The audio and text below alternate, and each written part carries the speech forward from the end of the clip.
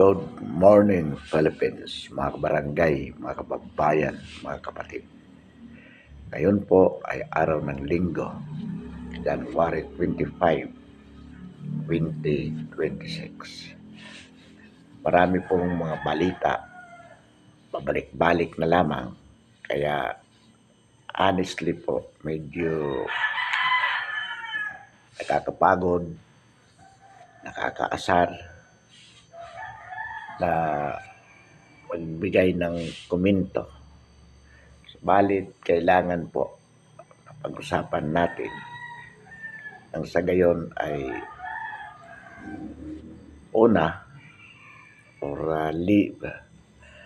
legacy, meaning just to document the historical events na maaring sa kasalukuyan ay hindi po natin masyadong nakikita ang kahalagahan, kaya medyo hindi natin masyadong napapansin. Pero ang mahalaga po dito, mga kabarangay, mga kababayan, mga kapatid,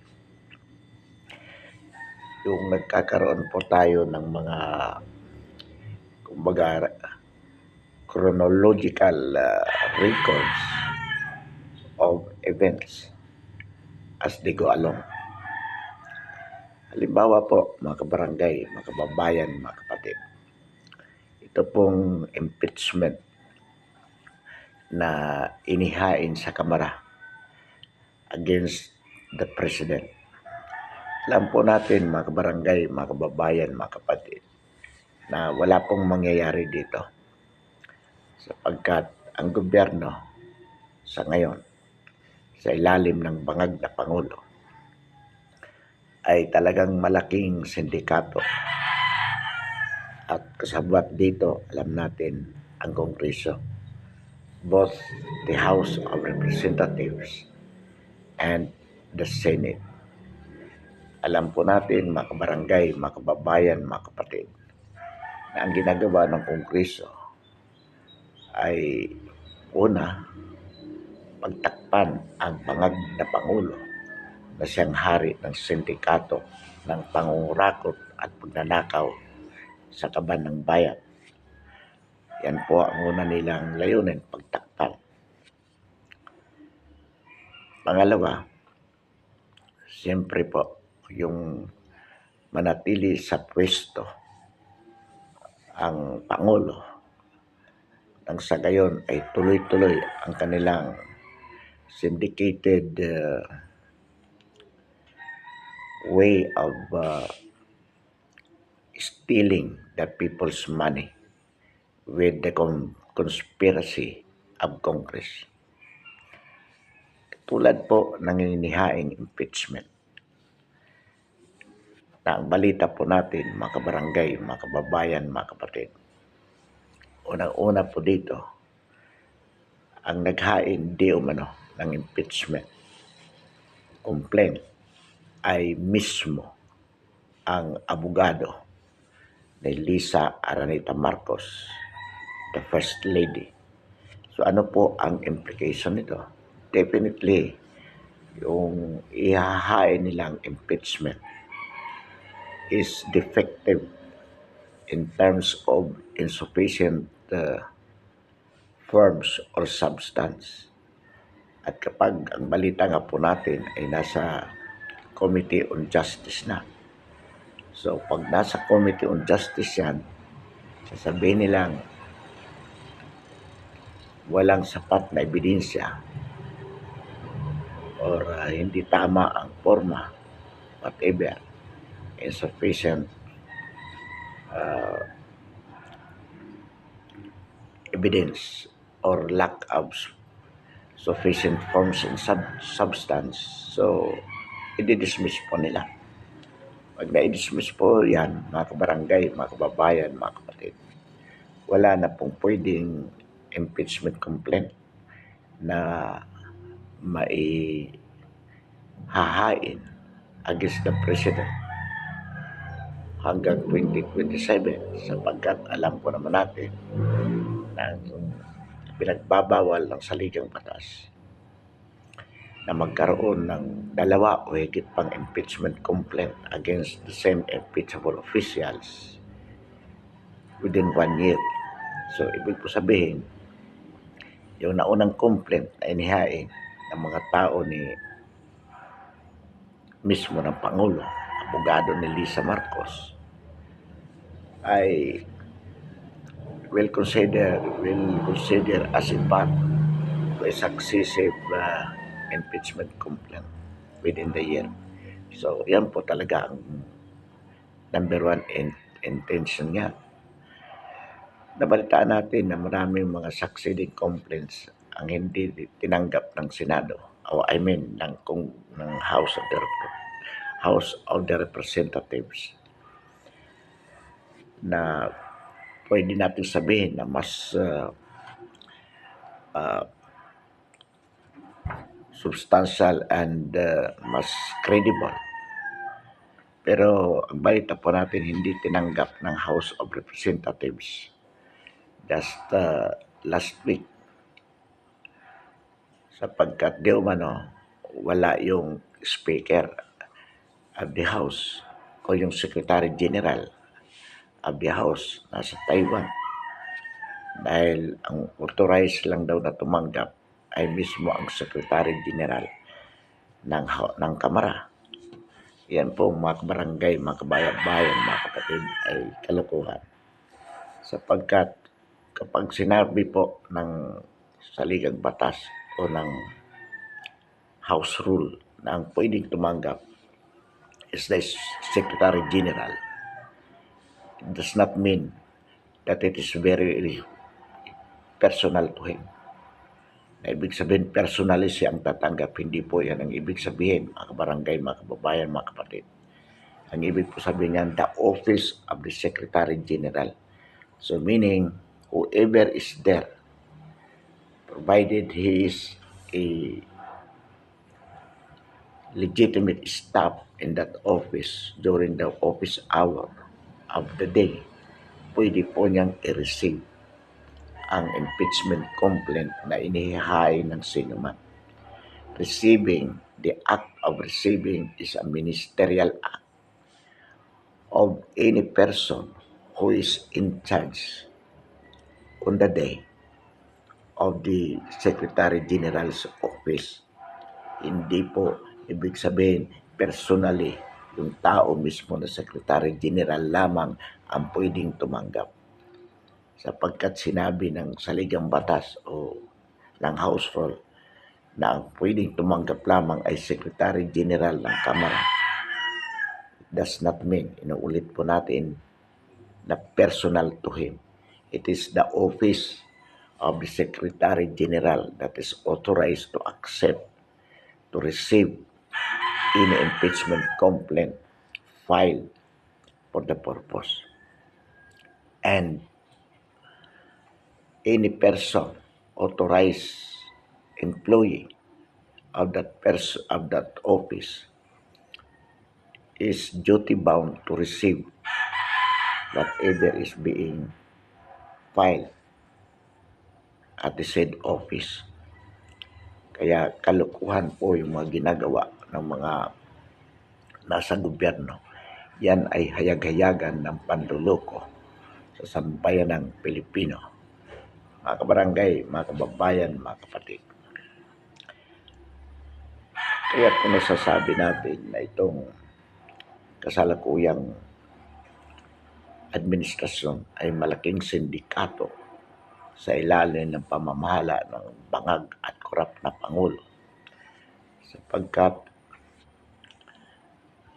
sila po ay nagkakaisa na sumunod sa instruksyon ng Pangulo na gawin ang lahat upang maiwasan ang anumang paraan na siya po ay matanggal sa kanyang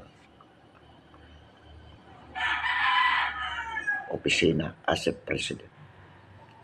Mga kabarangay, mga kababayan, mga kapatid, naulit po natin na nakakatakot itong nangyayari ngayon at dapat kumilos po ang sambayan ng Pilipino. Ang lahat ng nasa gobyerno ngayon ay gumagalaw ayon sa utos ng Pangulo sapagkat sila po ay kasama sa sindikato na una, mapanatili sa kapangyarihan ang bangag na Pangulo upang maging tuloy-tuloy ang kanilang ginagawang pagsasamantala sa sambayan ng Pilipino. Yan po ang katotohanan. Kaya ang military sa ilalim ni Gibo Teodoro at ni Browner, General Browner, hindi po gumagalaw. Nananatili po silang loyal sa Pangulo. Ganon din po ang PNP sa ilalim ni John B. Crimolia at ng PNP chief na si General Nartatis. Nananatili po silang loyal to the chain of command under the guise of being loyal to the Constitution. Pero ang katotohanan po, sila ay nananatiling loyal to the President sapagkat sila po ay kasabwat sa sindikato ng pagnanakaw, pagsasamantala sa sambayan ng Pilipino. Sila ay kasabwat sapagkat sila po ay nasusuhulan. Ganon din po ang House of Representatives at ang Senado. So, nasusuhulan sila ng malaking halaga. Namumuhay sila ng marangya at the expense of the Filipino masses. Kaya habang nagdurusa ang sambayan ng Pilipino, na maraming namamatay sa gutom, marami pong nagkakasakit na hindi nalulunasan, sila naman ay namumuhay ng marangya at patuloy na nagpapasasa. Ang pera ng bayan ay kanilang dinadala sa ibang bansa in terms of investment upang sa gayon, kung sakaling magkagulo, sila ay lilipad agad sa ibang bansa at doon patuloy na namumuhay ng marangya. Samantalang dito sa Pilipinas ay nagkakagulo, maraming namamatay sa gutom. Ito po mga kabarangay, mga kababayan, ang sitwasyon ng ating bansa sa ngayon. With the President still in Malacanang for a longer time, the more that we expose the Philippines to potentially follow the experience of the Iranian people under the regime of Ayatollah Khamenei. So yan po ang posibleng mangyayari sa Pilipinas. Magre-rebelde ang sambayan ng Pilipino dulot ng kahirapan sapagkat wala na po silang masusuungan pa upang malunasan ang palalang kahirapan sapagkat ang pamahalaan sa ilalim ng bangag na Pangulo at ng kanyang mga kasalukuyang opisyalis ay patuloy na nagsasamantala sa sambayan ng Pilipino. Alam po natin mga barangay, mga kababayan, mga kapatid, na lalo pong lumalala ang ekonomiya ng bansa. At sa halip po na ito ay lunasan ng kasalukuyang pamahalaan, ang ginagawa po nila ay panay makasinungalingan lamang, making it appears na meron silang ginagawa para lunasan ang kahirapan. Ngunit sa katotohanan, ang lahat ng kanilang ginagawa ay pagtatakip, patuloy na panlilinlang sa sambayan ng Pilipino upang mapagtakpan ang kanilang walang habas na pagnanakaw sa pamahalaan. Totoo po na mayroong ilang mga nakukulong relative to this flood control scams. At sa ngayon, nakakulong na si Senator Revilla o ex-senator Revilla. Ngunit ito ay mga scapegoat lamang sapagkat ang kanilang kumbaga ginagawang sakripisal lang ay itong mga kanilang kalaban sa politika. Ang mga Revilla ay kalaban ng Remulla sa Cavite. At alam po naman natin na isa ang mga Remulla sa nagmamaniobra. Very close allies at the President itong mga Remulla. Si Boyeng Remulla nasa Ombudsman, si Danvic Remulla nasa DILG. At ang Revilla ay kalaban ng mga Remulla sa Cavite. So, naipakulong pa lamang so far relative to this flood control scams. Flood controls projects scam itong sa Revilla. The rest wala pa po. At si Lacson, si Soto, being the highest officials ng Senado, ay patuloy sa pagtatakip sa presidente. Ang hearing sa Blue Ribbon Committee with Lacson as chairman and with Soto as the Senate President ay muro-muro lamang po. Panduloko sa sambayan ng Pilipino. Si Marcos, si BBM, nagtayo ng ICC o Independent Commission, ICI, Independent Commission of Infrastructure, di umano upang imbestigahan itong flood control scams. Pero nagsayang lamang po ang pera ng sambayan ng Pilipino. Wala pong nangyari. Natapos ng investigasyon, hindi lumitaw kung sino talaga ang salarin. Yan po ang problema. At ang Blue Ribbon Committee nag-iimbestiga hanggang ngayon hindi matapos-tapos ang investigasyon. Pero patuloy ang pagmamaniobra ni Lacson at ni Soto upang ilihis ang isyu para mapagtakpan ang Pangulo na siya mismo ang mastermind ng mga kalukuhan, ng mga korupsyon na involved dito sa flood control projects scam. At ang masakit dito mga barangay, mga babayan, mga kapatid, ang 2025 national budget na kinikilala bilang isa sa pinakakurap na project sa kasaysayan ng bansa ay inulit din po dito sa 2026 national budget. Ibig po sabihin kung gaano kakurap ang 2025 national budget, the 2026 national budget is no different.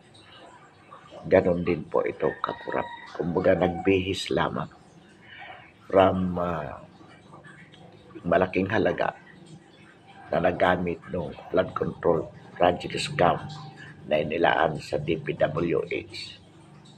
Inilipat lamang ayon sa balita sa mga ayuda system, which is also one of the most corrupt project of the administration.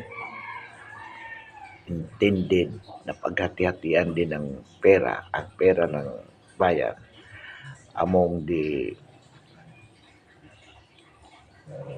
public officials. So mula sa Pangulo, pababa sa gobernador, sa mayor, sa barangay captain, sa mga congressman at senador siyempre. Bibigay ang pera at ang kapiperanggot, ang barya, yun na lamang ang ibibigay sa sambayan ng Pilipino na kanilang na pinipili ng mga barangay captain o chairman sa bawat barangay. So ibig po sabihin, trillion of money ay magiging object or subject of corruption. Pero iba lang ang paraan na ginagamit. No, kung noong 2025 national budget ay dinaan sa DPWH ang pangungurakot under the 2026 national budget. Ito naman ay idadaan sa DSWD through the local o the LGU public officials. Yan po ang sistema. Ang ibig po sabihin nito, tuloy-tuloy pa rin ang massive corruption under PBBM administration. Kaya wala po tayong inaasahang pagbabago sa mga pamamalakad ng ating bansa under the administration ni PBBM. Mga kabarangay, mga kababayan, mga kapatid, inuulit po natin, hindi malulunasan ang problema sa pamamagitan ng sinasabi ng bangag na Pangulo na cabinet reform. Hindi po ito malulunasan sapagkat ang tanging lunas ay ang pagpapatalsik sa bangag na Pangulo. Ngunit ang pagpapatalsik po sa bangag na Pangulo ay hindi nangyayari sapagkat inuulit nga natin ang military at ang PNP, ang mga top officials ng nabanggit na institution ay kasabwat na rin ng bangag na Pangulo sa panloloko sa sambayan ng Pilipino. So ano po ang magiging solusyon nito? Ang solusyon po nito, mga kabarangay, mga kababayan, mga kapatid, ay yung pagpapatalsik sa kasalukuyang Pangulo in terms of people power. Pero sa ngayon, malabas na hindi po posible sapagkat patuloy nga ang pagiging loyal ng military at ng PNP. So, sa atin pong pagtataya, mga barangay, mga kababayan, mga kapatid, sunit matutulan ang Pilipinas sa Iran sapagkat darating sa punto na hindi napapayag ang sambayan ng Pilipino na patuloy po silang pagsasamantalahan ng mga officials ng ating bayan sa pangunguna mismo ng bangag na Pangulo. At umaasa po tayo na bagamat ang mga top officials ng military at ng PNP ay patuloy na nagiging loyal sa kasalukuyang administrasyon under the guise of being loyal to the chain of command.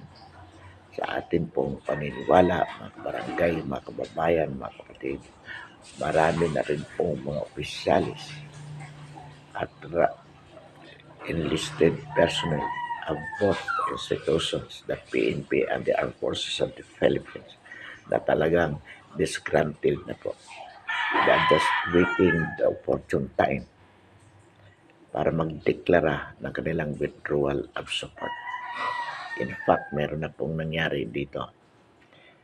Active colonel of the Armed Forces, hayag-hayagang nagdeklara ng kanyang withdrawal of support. Bagamat siya, alam natin ngayon ay ginigipit, tinanggal sa kanyang tungkulin, pero alam po natin na marami pa rin siyang mga kasamahan sa Armed Forces at sa PNP na hindi natatakot na tanggalin sa kanilang pwesto.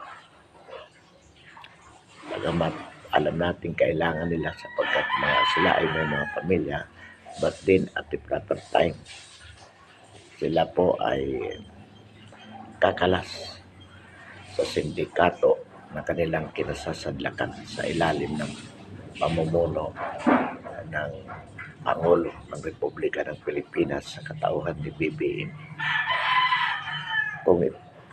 Kung ito po, ang mga ganitong bagay sa kasalukuyan ay nangyayari sa Iran, hindi po malayo na mangyayari din sa Pilipinas, na hanggat maaari siya po nating iniiwasan na maganap dito sapagkat sa Iran po libo-libo na ang napapatay sa kanilang civil war. Ay nakakalungkot po kung nangyayari sa Pilipinas. Pero sa tingin po natin, hindi naman hahayaan ng mga matitinong opisyal ng Armed Forces at ng PNP na mangyari ang nangyayari sa Iraq. Kaya ang ating panawagan sa sambayanang Pilipino, kumilos po tayo mga barangay, mga kababayan, mga kapatid.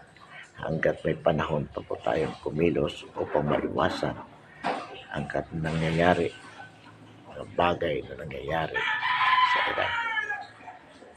Hindi po dapat natin hayaan na maraming magbuhis ng buhay ng mga Pilipino dahil lamang sa isang adik, kurap, isang bangag na Pangulo. Kakataon na po natin ito, mga kabarangay, mga kababayan, mga kapatid. We have a very promising and good president to be. Napapalit po sa adik at bangag na Pangulo. At yan po ay walang iba kung ang ating Vice Presidente.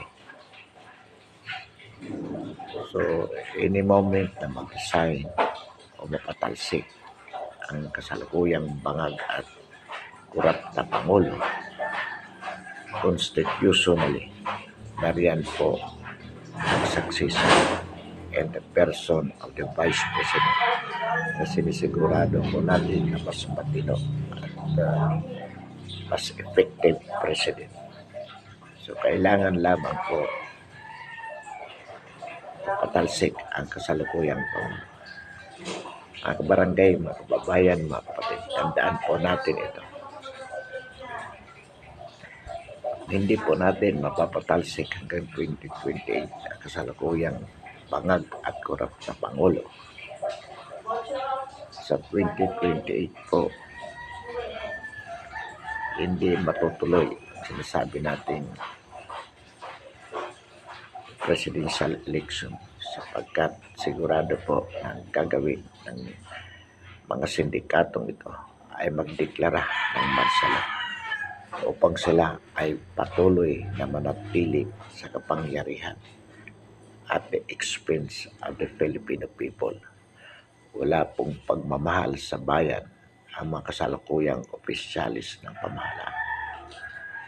Sila ay nariyan upang manatili sa kapangyarihan para sa kanilang sarili lamang at the expense of the Filipino people. So, ang dapat na kumilos upang mabago ang takbo ng buhay ng mga Pilipino ay mismo the Filipino people themselves in terms of people power.